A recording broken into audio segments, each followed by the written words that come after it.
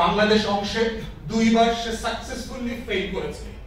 ৭৫-এ fail করেছে দেশ নিতে, দেশের করায়ত্ত নিতে, এবং ২৪-এ ফেল করেছে। এবং শেখ মুজিবের জীবনের সবচেয়ে বড় ট্র্যাজেডি এটাই যে একটা মুক্তির লড়াইতে যে মানুষটা ১৩ বছর ১৪ বছর জেল খেটেছে, সেই মানুষটাই স্বাধীনতার নামে পরতে পরতে বাংলাদেশ আমলে স্বাধীনতা বিক্রি করে দিয়েছে ভারতের কাছে। এবং এটাই হচ্ছে তার জীবনের সবচেয়ে বড় ট্র্যাজেডি, যে মানুষটা বাংলাদেশের গর্বিত গান্ধী হতে পারতেন, জিন্নাহ হতে পারতেন, তিনি বাংলাদেশের মীর জাফরের রোলে চলে গেছেন, দেশ বিক্রি করার লড়াই করেছেন। যে মানুষটাকে সামনে রেখে বাংলাদেশের মুক্তির লড়াই হয়েছে, সেই মানুষটাই বৈঠি চুক্তি করে ভারতের কাছে বাংলাদেশের সভরেনিটি বিক্রি করে দিয়েছে। তো সেই জায়গাতে বুঝতে হবে যে ৭৫-এর আগস্টে কি হয়েছে, নভেম্বরে কি হয়েছে, এবং ৭ই নভেম্বরের সিগনিফিকেন্স কোথায়। ৭ই নভেম্বর এবং আমাদের আগস্টের লড়াইয়ের কমন ফ্রেম হচ্ছে আমাদের শত্রু চেনার রাজনীতি। আজাদির লড়াইয়ের প্রধানতম শর্ত হচ্ছে ইতিহাসের মধ্য দিয়ে আমার শত্রু চিনতে হবে। এটাই হলো আমার সায়েন্স, এটাই হচ্ছে থাকার শর্ত।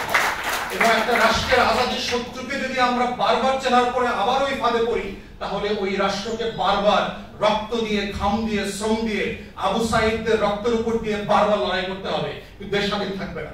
ঠিক একইভাবে দেখেন হায়দ্রাবাদে কি হয়েছে। আজকের ভারত কিন্তু ৪৭-এর ভারত না। ভারত ৪৭-এ এত বড় ছিল না।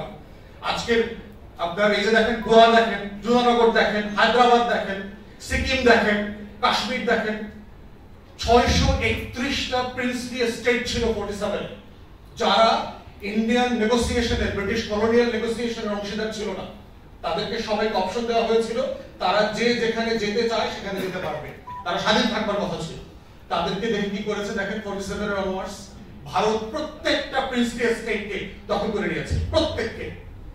সর্বশেষ আপনার সিকিম নিয়েছে ৭৫ সালে। কিভাবে নিয়েছে? সিকিম যে কংগ্রেস, ন্যাশনাল কংগ্রেস ছিল, সেই কংগ্রেসের লিডারশিপকে ইনফিল্ট্রেট করে নিয়েছে। সেই লেন্দুক দর্জির কাজে সে সফল হয়েছে, কারণ যেটা ভারতের বলয়ের মধ্যে ছিল। বাংলাদেশ অংশে দুইবার সে সাকসেসফুলি ফেল করেছে। ৭৫-এ ফেল করেছে দেশ নিতে, দেশের করায়ত্ত নিতে, এবং ২৪-এ ফেল করেছে। এবং এটাই আমাদের আজাদির লড়াইয়ের সফলতা বারবার।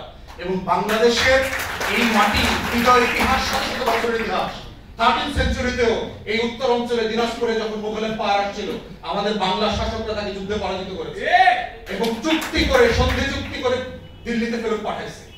অতএব আমাদের বোঝার যেমন জায়গা আছে যে আমার মুক্তির লড়াইয়ের শত্রু কারা, দিল্লিকেও বুঝতে হবে যে we are not for saying, আমরা বানের পানিতে ভেসে আসি। আমাদের লড়াইয়ের হাজার বছরের এক্সাম্পল আছে। আমাদের হাজার হাজার শহীদরা জীবিত আকারে এই মাটিতে চড়ে বেড়ায় শুধুমাত্র সার্বভৌমত্বের জন্য জীবন দিলে বলে। অতএব সেই জায়গাতে ৭৫ এবং ২৪-এর মিলের অমিলের জায়গাটা হচ্ছে এইখানে, যে আজাদের শত্রু একইভাবে প্রমাণিত হয়েছে। শেখ মুজিব, শেখ পরিবার, আওয়ামী লীগ, দিল্লির গোলামরা পরাজিত হয়েছে। এবং প্রেসিডেন্ট জিয়াউর রহমানের মতো এরকম আরো যারা শহীদ হয়েছেন, সেই রকম আজাদির পক্ষের মানুষরা এসে তখন দায়িত্ব নিয়েছেন। ঠিক একইভাবে ২৪-এ আওয়ামী লীগ, শেখ পরিবার, শেখ হাসিনা, দিল্লি পরাজিত হয়েছে। ঠিক একইভাবে আবার এই বাংলাদেশপন্থী আপামর জনতা বিজয়ী হয়েছে।